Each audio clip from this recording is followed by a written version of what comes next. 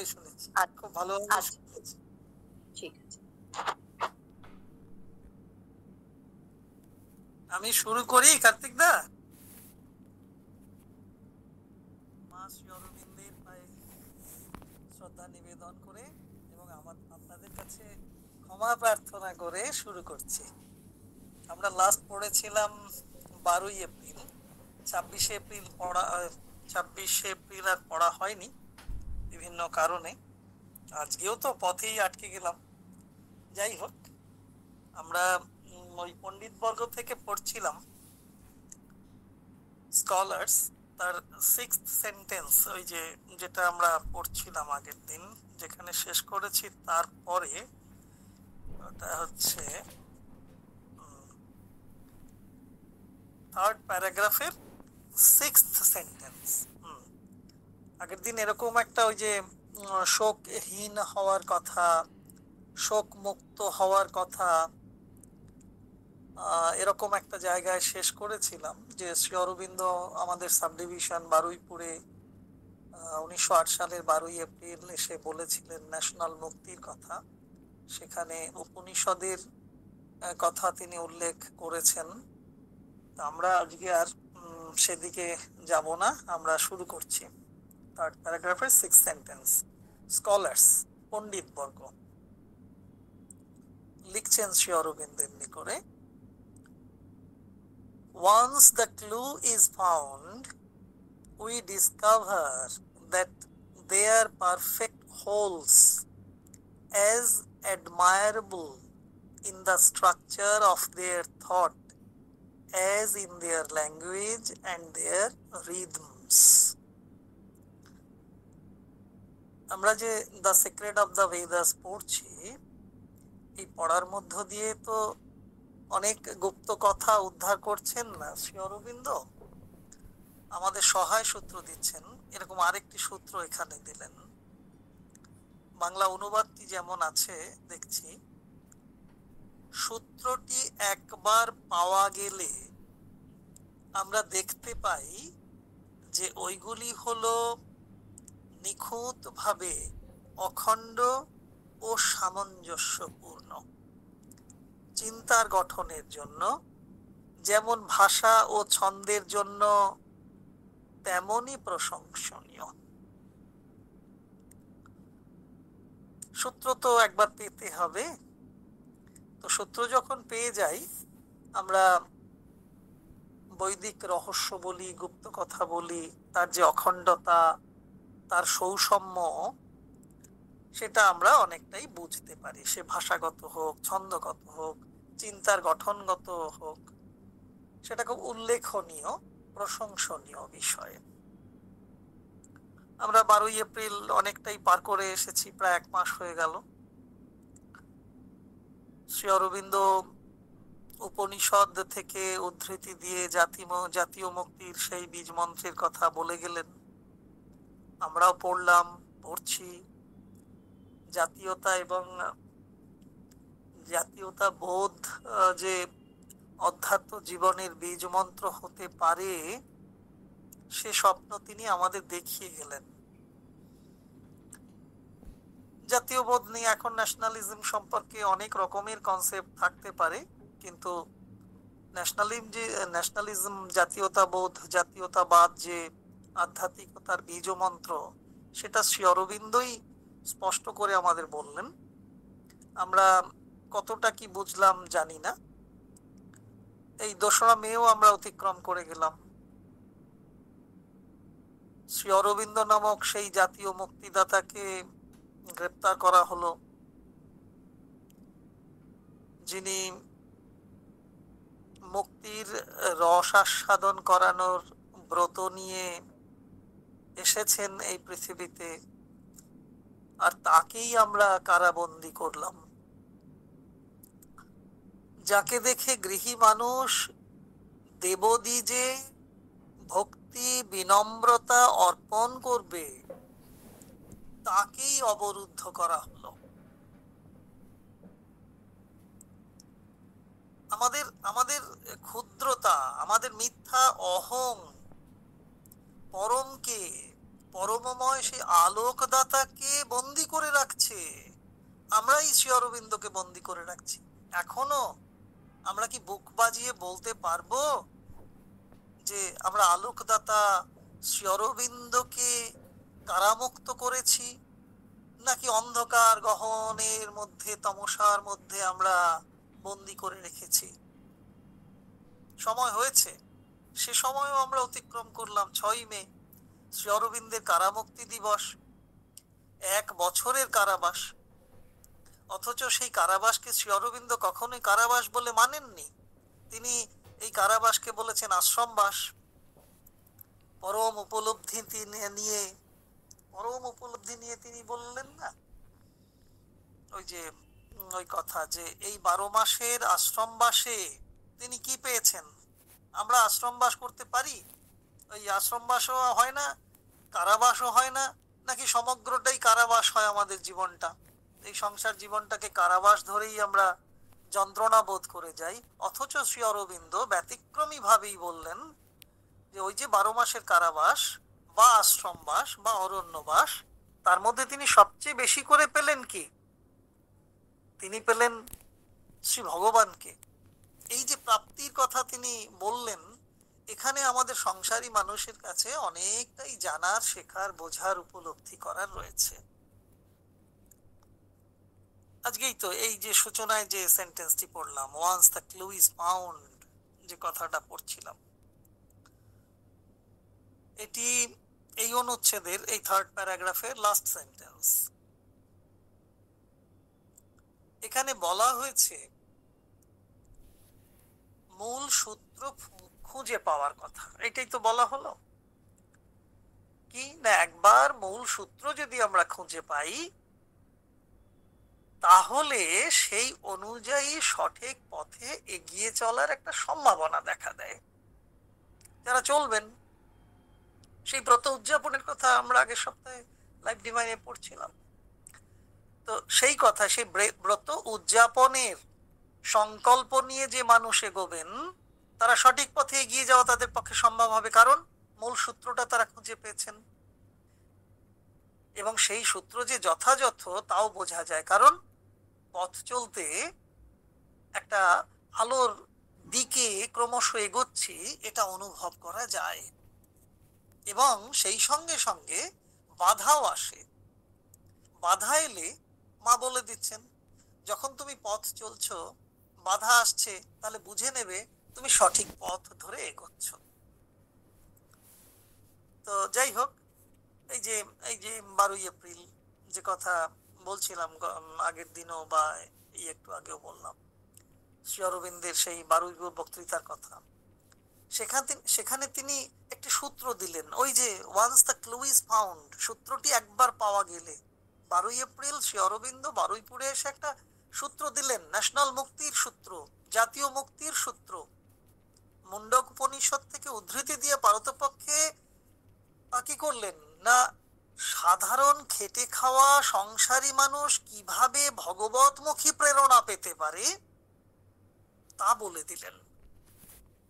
এই 2টি পাখির গল্প দিয়ে, দাস উপর্ণা, সায়ুজা সাখায়া, আমরা সেটা দেখলাম। বলে দিলেন শ্রী অরবিন্দ, আমাদের সূত্র দিয়ে দিলেন। ফলে কি হয় না, সংসারবদ্ধ জীব ঊর্ধ্ব চেতনায় কে আছেন? পরমময়। সেই পরমময়ের প্রতি আবেদন জানাবে।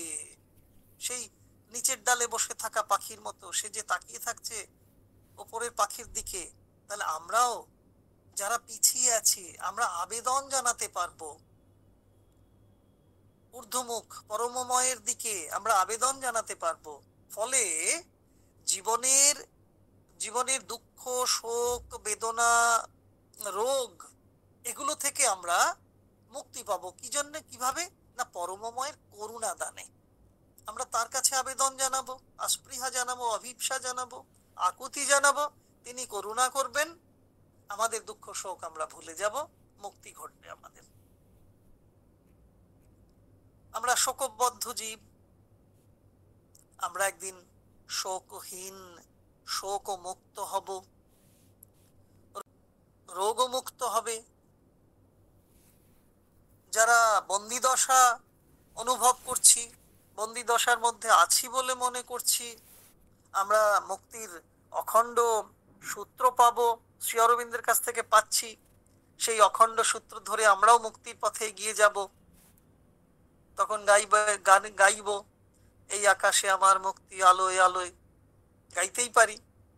বন্দি থেকেও অবশ্যই গান গাওয়া হচ্ছে। আজকে এই তো কালকেই দেখলাম রবীন্দ্র সদনে কত গান হলো, কত হাততালি পড়লো, কত নৃত্য শৈলী দেখলাম। কিন্তু সত্যি কি আমাদের সেই মুক্তি ঘটেছে আলোয় আলোয়? বা ওই যে আহা কি আনন্দ আকাশে বাতাসে, তারও তো জন্মদিন পালন করে এলাম সত্যজিৎ রায়ের। তো আনন্দ আকাশে বাতাসে গাইছি, কিন্তু সত্যি কি আনন্দ আকাশে বাতাসে আছে? যাই হোক, মুক্তির জাতীয়তা আমাদের অধ্যাত্ম পথে নিয়ে চলে। তাহলে সেই মুক্তির জাতীয়তা বোধ যদি আমাদের তৈরি হয় ভিতরে ভিতরে, আমরা তাহলে অধ্যাত্ম পথে যেতে পারি, স্পিরিচুয়ালিটির দিকে হতে পারি, স্পিরিচুয়াল পথ ধরে চলতে পারি। সে পথ মহান অথচ দুরূহ। সেই পথ চলা অর্থাৎ সাধনা মহান অথচ দুরূহ, সে সাধনা। সেই পথে ধাবিত হবার সাহস অর্জন করে করে সাধারণ মানুষ ওই সূত্র পেয়েছে বলে।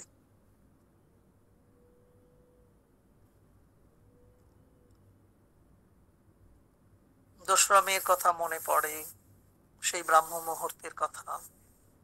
ত্রিগান সাহেব দলবল নিয়ে সে জাতীয় মুক্তির উদ্গাথাকে কোমরে দড়ি পড়াচ্ছে, এও এক সূত্র। অর্থাৎ আলোর পথে যেতে গেলে অন্ধকার থেকেই ছুটে আসে অশুভ শক্তির দল, আমরা আক্রান্ত হই।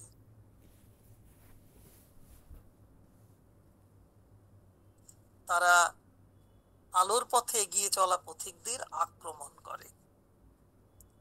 এই সূত্রের, এই যে সূত্র, এও একটা সূত্র, তো এই সূত্রের অখণ্ডতা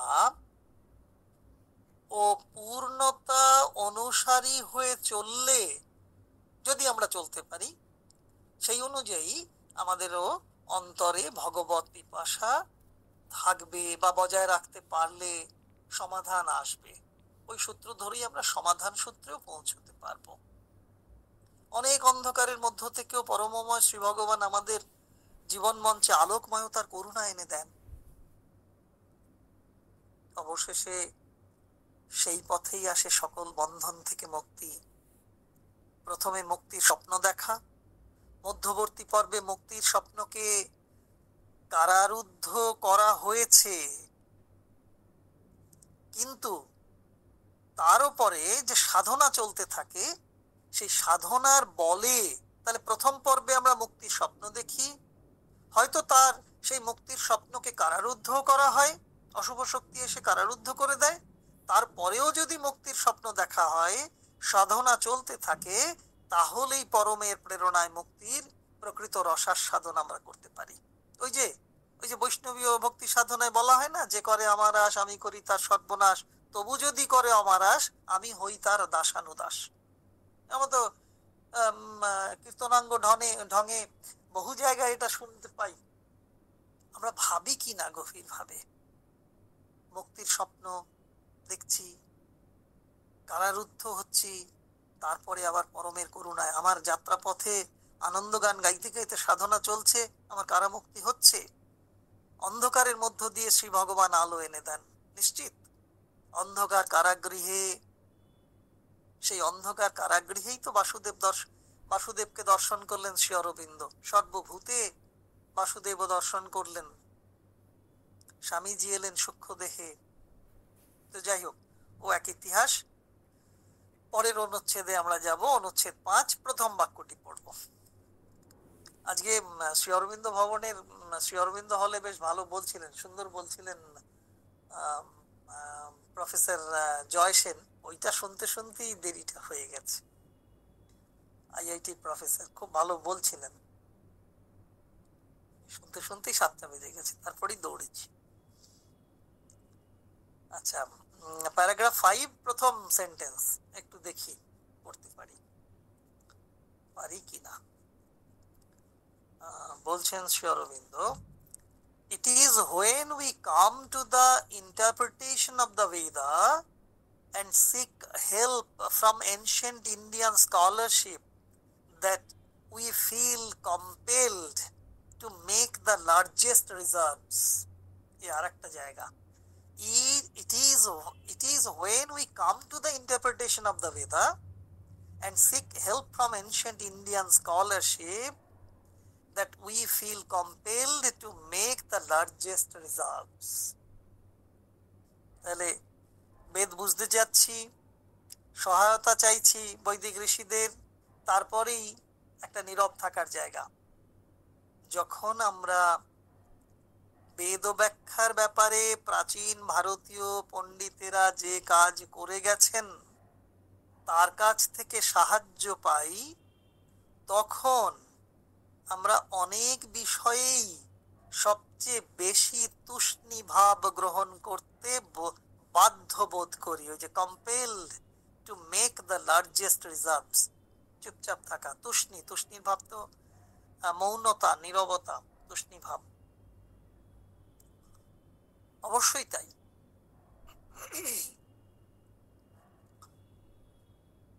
আমাদের আর বেশি বলার কি থাকে, কি থাকতে পারে, তাই না?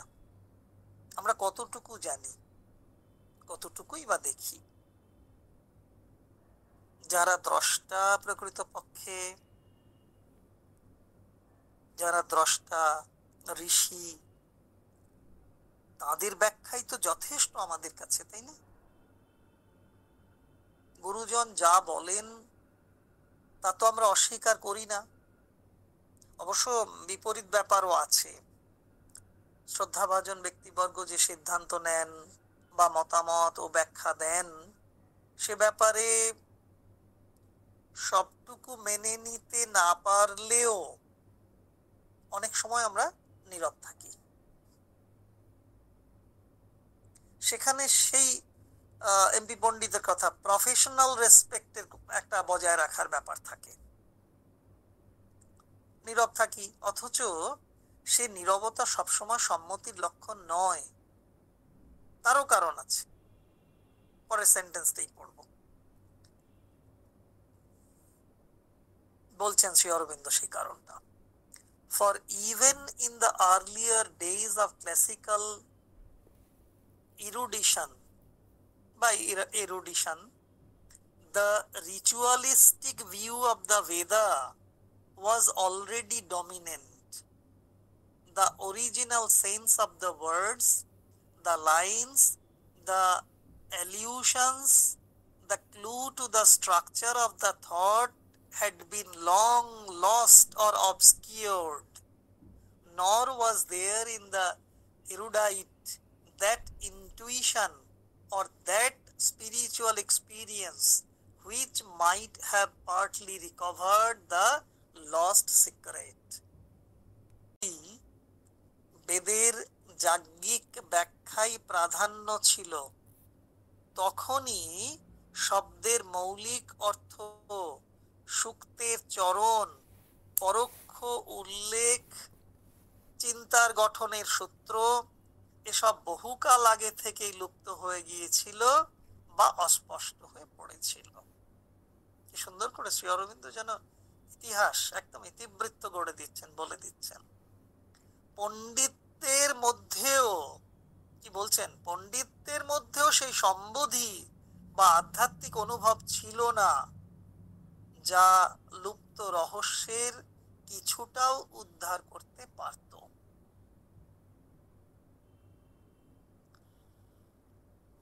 এখানে কি অসাধারণ এক যুক্তি নিয়ে এলেন না শ্রী অরবিন্দ। একেবারে তুলনামূলক তত্ত্ব এবং বাস্তবতার সম্যক প্রকাশ ঘটিয়ে দিচ্ছেন তিনি। আজ সময় এসেছে বোধহয়, আজকে ভাববার, আমাদের যথেষ্ট ভাববার সময় এসেছে। সেই শুভ ঠাকুরের কবিতার বই মনে পড়ছে, যে নীল রক্ত লাল হয়ে গেছে। রবীন্দ্র বিরোধী সেই শুভ ঠাকুর, ওই বংশের ছেলে, একটা কবিতার বই লিখেছিলেন, নীল রক্ত লাল হয়ে গেছে বা নীল রক্ত লাল হয়ে যায়, গেছে বা যায় এরকম। তো দেখুন, আমরা আমরা বৈদিক মন্ত্র, সূক্ত, এগুলো যথাযথভাবে উচ্চারণ করিনি। তাদের কাছ থেকে আমরা অনেকটাই সরে এসেছি। আমাদের মধ্যে দ্বন্দ্বমূলকতা এসেছে, বাস্তবতার দ্বন্দ্ব এসেছে, আধুনিক তর্ক সাহিত্য আমাদের অনেকটা পথ এগিয়ে দিয়েছে। হ্যাঁ, নিশ্চয়ই এগিয়ে দিয়েছে। এই দ্বন্দ্বমূলকতাও এগিয়ে দিয়েছে আমাদের, বাস্তবতা এগিয়ে দিয়েছে আমাদের, বিতর্ক, আধুনিক তর্ক সাহিত্য আমাদের অনেকটা পথ এগিয়ে দিয়েছে। আবার আবার বেদময়তার প্রয়োগ এবং তার গুরুত্ব আমাদের জীবন থেকে অনেকটাই ফ্যাকাশে হয়ে গেছে। ওই আধুনিক জীবন যাপন করতে গিয়ে যে ঐতিহ্য আমাদের কাছ থেকে যেন অনেকটা দূরে সরে গেছে। নীল রক্ত, ঐতিহ্যের সেই নীল রক্ত লাল হয়ে গেছে। আমরা পণ্ডিত, যাজ্ঞিক এদের গুরুর মর্যাদা দিয়ে ছবি টাঙিয়ে মাথা ঠুকি মাত্র, মাথা ঠুকেছি মাত্র। তুমি পণ্ডিত, তুমি যাজ্ঞিক, বেশ প্রণাম করলাম, মাথা ঠুকলাম, এই পর্যন্তই। তাদের ব্যাখ্যাকে গুরুত্ব দিলেও জীবনের ক্ষেত্রে তাকে আপন করে নিতে পারিনি, জীবনায়ন ঘটেনি সেই তত্ত্বের। প্রণাম বলেই রেখে দিয়েছি, কিন্তু তার সত্যকে আমার জীবনে বরণ করে নিনি, বা জীবনের সঙ্গে যে বিবর্তিত হচ্ছে আমার জীবন, তার সঙ্গে মানিয়ে নিতে পারিনি। ফল কি হয়েছে? একটা বিপরীত ফল হয়েছে। আমরা তাকে, তার তত্ত্বকে, সেই সত্যকে, তত্ত্বের সত্যকে ভালোভাবে নিইনি। আমাদের সময় কোথায়? আবার আবার এও তো সত্য, যাদের পণ্ডিত বলে মানি, পণ্ডিত বলি বা মানি, শ্রী অরবিন্দই বলে দিচ্ছেন সূত্রটা, যে তাদের মধ্যেও সবার ক্ষেত্রে সমান বোধিজ্ঞান ছিল না বা নেই। ফলে যে জ্ঞান হারিয়ে গেছে বা আবছা হয়ে পড়েছে, তাকে পুরোপুরি না হলেও খানিকটাও উদ্ধার করা হয়নি আমাদের। এই জায়গাটা বোধ হয় শ্রী অরবিন্দ এইভাবে ধরছেন, আমি ঠিক বলতে পারলাম কিনা। আমাদের হয়তো সেই দূর থেকে শ্রদ্ধা রেখেছি, প্রণাম করেছি, মাথা ঠুকেছি, কিন্তু তার সত্যকে নিতে পারিনি আমার জীবনে। আবার যাদের পণ্ডিত বলে, যাজ্ঞিক বলে মানছি, তাদেরও সেই বোধিজ্ঞান বা জ্ঞান ছিল না বা নেই, এও তো হতে পারে। তার ফলে যে জ্ঞান, যে সত্য অনেকটা মিয়ে গেছে, পিছিয়ে পড়েছে, আবছা হয়ে পড়েছে, তাকে পুরোপুরি তো পারিনি, খানিকটা হলে উদ্ধার করতে পারিনি, উদ্ধার করার চেষ্টা হয়নি। তবু আজকের এই যে শিক্ষাগতভাবে এমফিল করছেন ছেলেমেয়েরা, পিএইচডি করছেন, এই ব্যবস্থাটা খুব ভালো হয়েছে, আমার খুব শ্রদ্ধা এই বিষয়টাতে। তাতে করে হারিয়ে যাওয়া বিষয়গুলোকে আবার ফিরিয়ে আনার একটা বা পুনরুদ্ধার করার একটা প্রচেষ্টা থাকছে। নতুন নতুন ছেলে মেয়ে খুব প্রফেশনালি হয়তো কেউ কেউ করছেন, তবুও তো প্রায় হারিয়ে যাওয়া বা আবছা হয়ে যাওয়া বিষয়গুলোকে আবার তুলে আনছেন। তারা সেই থিসিস পেপার গুলোকে বই হিসেবে ছাপাচ্ছেন, আমরা একটু আধটু পড়ার সুযোগ পাচ্ছি। তাহলে হারিয়ে যাওয়া বা মিইয়ে যাওয়া বা আবছা হয়ে যাওয়া বিষয়গুলোকে আবার ফিরিয়ে আনার একটা প্রচেষ্টা থাকছে। এটা ভালো, খুবই ভালো, আমার তো খুব বেশ ভালো লাগে। যারা এসব করছেন আমি খুব একদম দূর থেকে হলেও প্রণাম জানাই।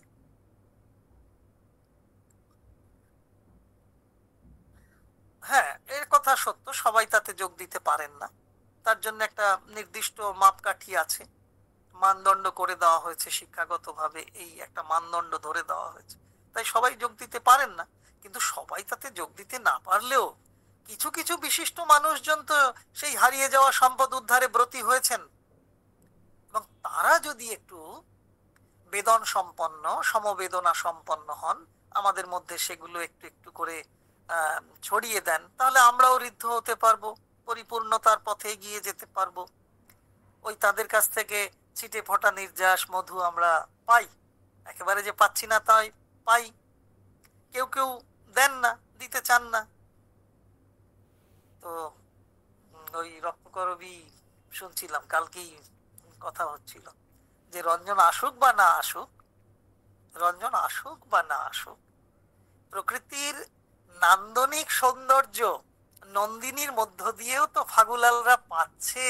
মানে ওই যারা ওইসব গবেষণা করছেন তাদের কাছ থেকে আমরাও সেই ফাগুলাল, আমরাও একটু একটু প্রকৃতির রসাস্বাদন করতে পারছি, এতেই বা কম কি? যারা কিচ্ছু জানি না, কিচ্ছু বুঝি না, তারা অন্তত একটু রসাস্বাদন করি, এটাও আমাদের কাছে অনেকখানি। যাদের চোখের সামনে বা হাতের কাছে পাচ্ছি, তাদের আন্তরিক প্রচেষ্টার ফল এবং তার রস আস্বাদন করে সন্তুষ্ট থাকতেই তো পারি আমরা, তাই না? শ্রী অরবিন্দই আমাদের কাছে পরম পণ্ডিত, শ্রীমা পরমা বিদুষী রমণী। যা হারিয়েছে বা গুরুত্বে কম কম পড়েছে বলে মনে হচ্ছে, তাকেই উদ্ধার করতে নেমেছেন শ্রী অরবিন্দ মীরা। কৃতজ্ঞ চিত্তে তাদের স্মরণ করে বলতে পারি, ওম শ্রী অরবিন্দ মীরা, আমাদের হারানো গৌরব তোমরা ফিরিয়ে দাও। এই আবেদন রইল মায়ের কাছে, শ্রী অরবিন্দের কাছে, পরমের কাছে।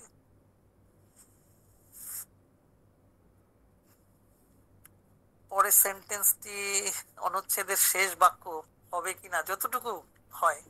অরবিন্দ, আমাদের তো আবেদন রইল যে তুমি আমাদের ফিরিয়ে দাও, আমরা যেন যে গৌরব হারিয়েছি সেই তো গৌরবকে যেন আবার উদ্ধার করতে পারি তোমাদের সহায়তায়। আবেদন রইল মায়ের কাছে, শ্রী অরবিন্দের কাছে। এবার শ্রী অরবিন্দ আমাদের হয়ে লিখছেন, আমাদের জন্য লিখছেন। In such a field mere learning, especially when it is accompanied by an ingenious scholastic mind, is as often a snare as a guide. In such a field, mere learning, especially when it is accompanied by an ingenious scholastic mind, is as often a snare as a guide. মজা করছেন নাকি আমাদের সঙ্গে? মজাই করেন শ্রী অরবিন্দ, খুব মজার মানুষ। এইরকম ক্ষেত্রে বিদ্যাবত্তা হলো বিশেষত যখন তার সঙ্গে একটি চতুর পণ্ডিতি মানুষ থাকে, দিশারি যত ফাঁদ তত। মজা করছেন কি সত্য কথাটা, কি সহজ ভাবে বলছেন। বিদ্যাবত্তা সেই লার্নিং, বিদ্যাবত্তা নিশ্চিত ভাবে পাণ্ডিত্য আনে আনে আনে আনে নিশ্চিত ভাবে পাণ্ডিত্য আনে। সে বিদ্যাবত্তা সত্য সন্ধানী, সত্যের অপলাপ সে করে না। সে বিদ্যাবত্তা সত্যের জয়গান করে, শিবের জয়গান করে, সুন্দরের জয়গান করে। শ্রী অরবিন্দ নিজে সেই পাণ্ডিত্যের অধিকারী। তবে এখানে তিনি যে কথা বলছেন তা ওই যে কথাটা, in such a field mere learning এর কথা তিনি বলছেন। ঠাকুর শ্রীরামকৃষ্ণ বলেছেন সে কথা। ঠাকুর শ্রীরামকৃষ্ণ যাকে চালকলা বাঁধা বিদ্যে বলেন। হ্যাঁ, আমাদের অধিকাংশ শিক্ষা গ্রহণ, বিদ্যা অর্জন মেয়ার থেকে যায়। নিতান্ত অর্থ উপার্জন, খ্যাতি প্রতিপত্তি অর্জনই শেষ কথা হয়। তার জন্য যে মূল্য দিতে হয়, তার জন্য যে সত্য মূল্য দিতে হয়, তা আমরা বেশিরভাগ ক্ষেত্রেই ভুলে যাই। তাই কি হয়, আমাদের নিতান্ত পুঁথিগত বিদ্যা অশিক্ষা দূর করতে পারে না। বিদ্যা অর্জন অবিদ্যা মোচন করতে পারে না। এই বড়ই বেদনার কথা যে শিক্ষা যদি অশিক্ষা দূর করতে না পারে, বিদ্যা যদি অবিদ্যা মোচন করতে না পারে, এ তো বেদনার কারণ। তুতাকাহিনীর পাখি হয়েই আমাদের জীবন ধারণ, আমাদের জীবন যাপন চলতে থাকে। যতটুকু আমি, তার চেয়ে বেশি করে দেখানোর প্রবণতা চলছে আমাদের আমাদের মধ্যে।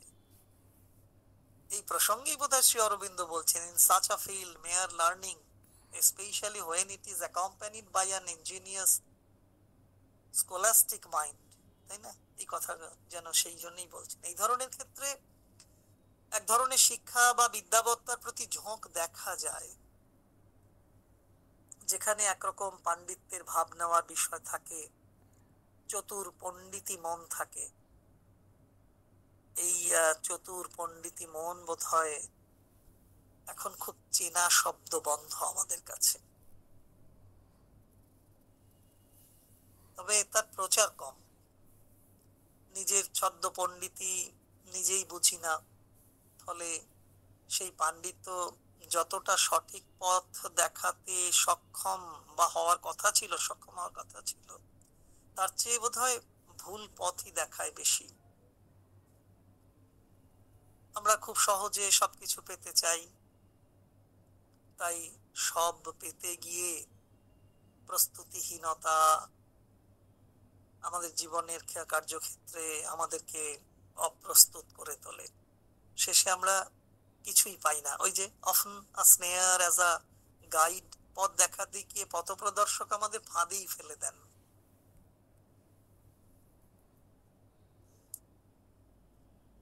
9টা বেজেছে, এটুকুই থামি। পরে যখন সুযোগ হবে, যদি পারা যায়, কিছু মনে থাকে বলবো। আজকে আবার সবার কাছে ক্ষমা চাইছি, মায়ের কাছে করুণা ভিক্ষা করছি, দেরি হয়ে গেল। সবাই ভালো থাকুন, আনন্দে থাকুন। এত দুঃখ, এত কষ্ট, এত যন্ত্রণার মধ্যেও যেন আমরা ভালো থাকতে পারি। ভগবানের প্রতি, শ্রী ভগবানের প্রতি, শ্রী মায়ের প্রতি আমরা যেন পরম শ্রদ্ধা ভক্তি রেখে চলতে পারি। জয় মা, জয় শ্রী অরবিন্দ। মঙ্গল হোক সবার, সকল জাতির, সকল মানব জাতির কল্যাণ হোক। জয় মা। খুব ভালো লাগলো আজকের অনুষ্ঠান। সুধনদেব নমস্কার নেবেন।